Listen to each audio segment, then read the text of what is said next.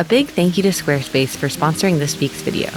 As the seasons shift, I'm grateful we chose a website platform that can run itself so we have space and time to prepare for winter, stack firewood, and hunker down as the temperatures plummet.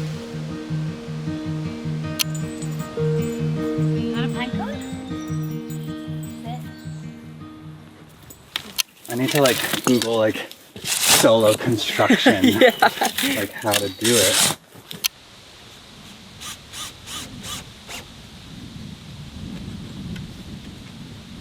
Oh my gosh. It looks so good in here, Lou. Nice, right? Max, you're home. The wood is so dry. This is really something, Lou. I like how you stacked all the stones like that. 2, 1. Not as bad as we thought. I think it just hit the front wall.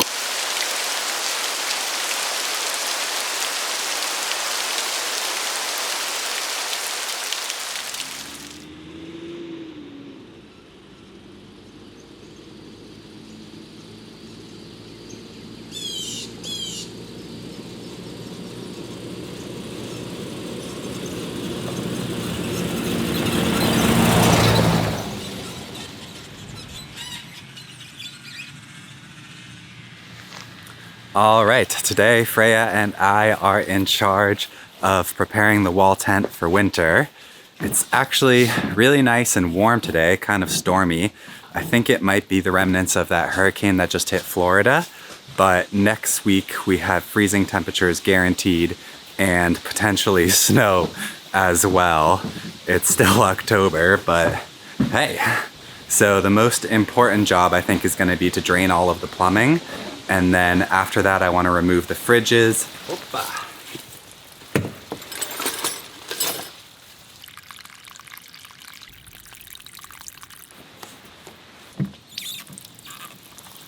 So I think what I want to do either this winter or next spring is redo the plumbing so that this type of thing doesn't happen. I don't know if you can see, but there's still water right here, even though it's open down there, just because it's like a low point. It would be really nice if the entire system had just a couple little valves down there and you could just open them and everything would drain all at once. Because right now I'm hunting down little patches of water and it's I feel like that right there is enough for this to potentially break in the winter. Maybe not, since it's such flexible hosing, but either way, it would just be so much nicer if you just opened a couple valves down there.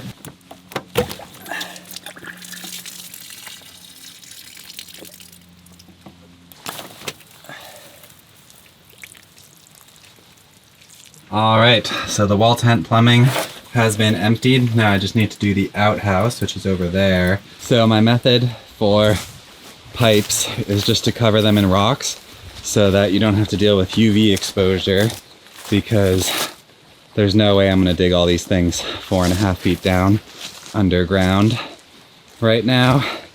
And it seems to be working. It's kind of nice visually because you get to see exactly what's going on. So the outhouse plumbing is really simple. It basically just consists of this propane water heater. And then over here, I made my life really easy. And this is just a water jug. And I think we're gonna use this winter quite a bit to bring water from town up here and not have it freeze.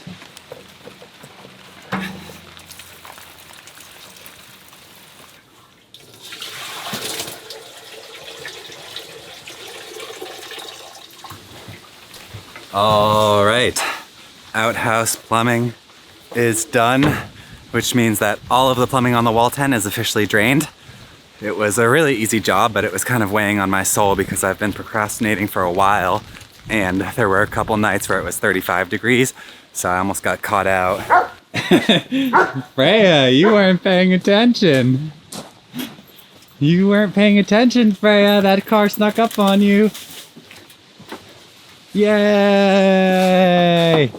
Dana's here with coffee. Oh, I bring you treats. Wow. It spilled a lot. Thank you. Hi, Freya. Hey, sit. Good girl. Hi, girl. Freak.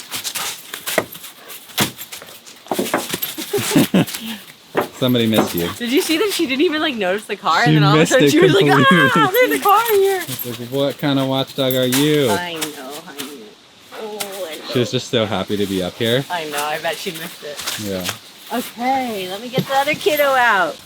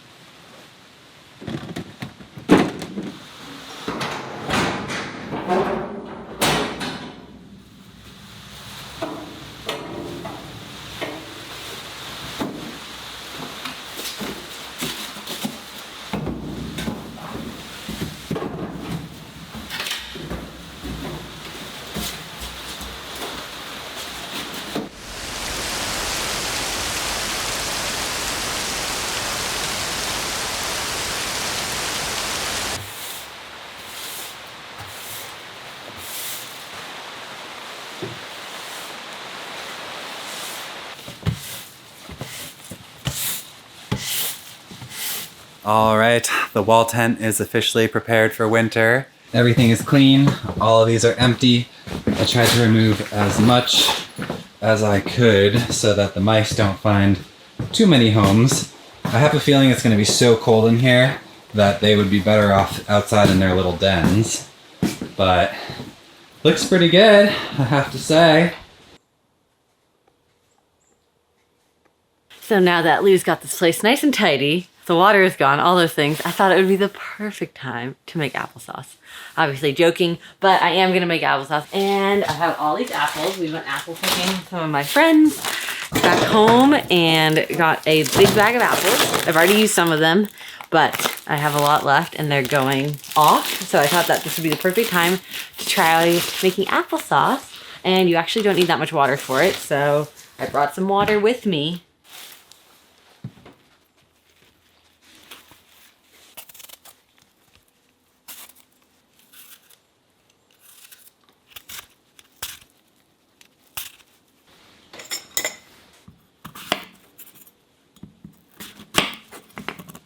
You wanna chop some apples with mama? You wanna chop some apples with mama?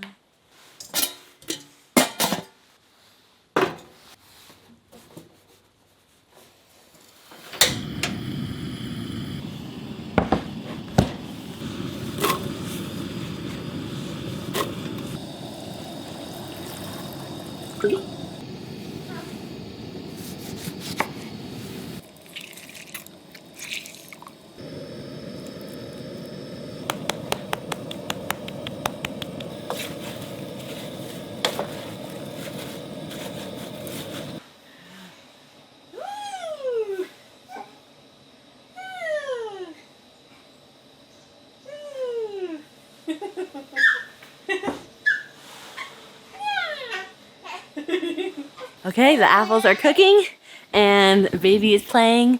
It's been like a really, really special day for the fam. Also, Max turns 5 months today. And it's just something I've been thinking about a lot lately is the fact that it's so easy to like wait until you think things are the way you wanted them to be to get started. So, so like, I don't know, for example, making this applesauce. I like want to have a pantry and to grow all our own food and to be canning everything. And it's just like not feasible quite yet. And so part of me is just like, whatever, I'll just do that all later. So, you know, once we're living up here and we have our house or shipping container or cabin or whatever we end up building, I was like, then I'll get into canning things. Then I'll get into making sauerkraut again. You know, I'll get into gardening. And it's this illusion that once everything else is set, then I can start doing these things. And I'm not sure if anyone else has that feeling sometimes that it's like the environment that's making it you not able to do the things that you want to do. And I realized that it's such an illusion and like a false narrative, because I can make applesauce right now. I can make sauerkraut right now, just because it's not like in the setting that I had expected. Doesn't mean I can't do it. And in fact, it's actually better for me to get started with all of those things in the moment, because it just means that whenever everything else aligns, I'll be even more prepared for it.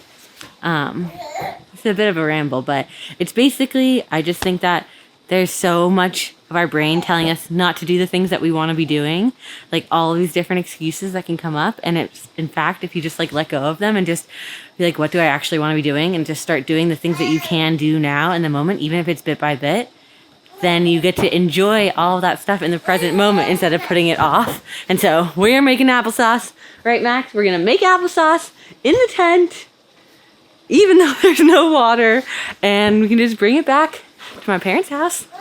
And one day, very soon, the shipping container home will be put together. We'll be making apple pie in an oven, and yeah, I'll look back and be proud that I already started doing the things that I wanted to be doing instead of just waiting forever. So that's my rant.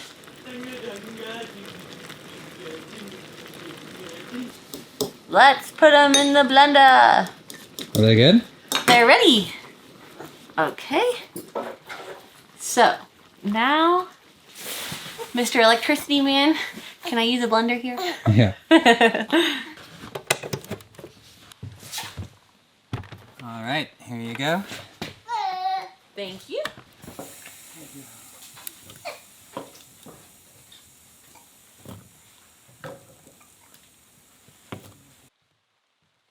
Ready?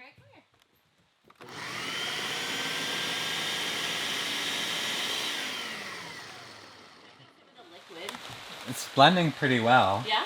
Do you want it to be like a little chunky, or you want it perfectly smooth?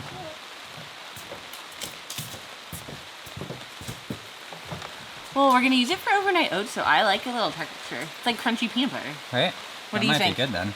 Should we taste it? Yeah. Freya, don't eat it, please.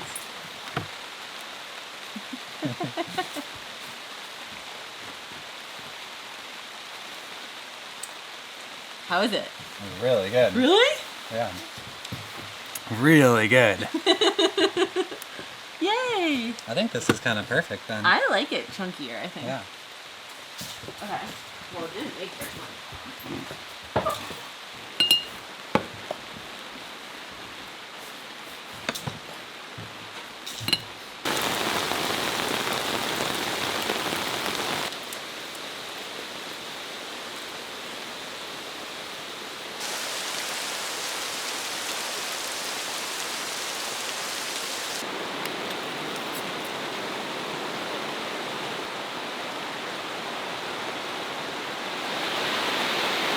Okay, it is pouring rain, which means that we really just got those containers in the right spot in the nick of time. It's been on and off raining for weeks now, and we had this like little gap, and we got it done.